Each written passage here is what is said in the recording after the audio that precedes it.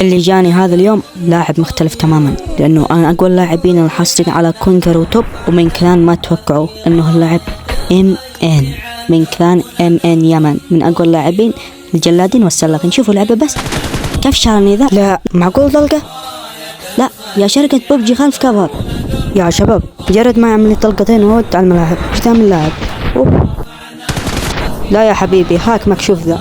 شباب وش قاعد يصير؟ هذه بتكون حرب كلانات، واذا هزمني يمكن بعتزل، ومعقول الحين ما حطيتم زر اللايك ولا اشتراك ما بقى شيء على 2000. طيب هذا الكل لعيون كل متابع سوري، وهذا الكل لكل متابع عراقي، وهذا الكل لكل متابع يمني يحفز ابن بلده، وهذا الكل لجميع متابعين من جميع انحاء العالم، وهذا الكل لكل واحد فجر زر الاشتراك وزر اللايك. وكمان هذا الكل الاسطوري لعيونكم. شباب دام انكم تدعموني بعمل معكم تحدي اللي يتوقع نتيجة المباراة بعديه 325 شدة. وسلام.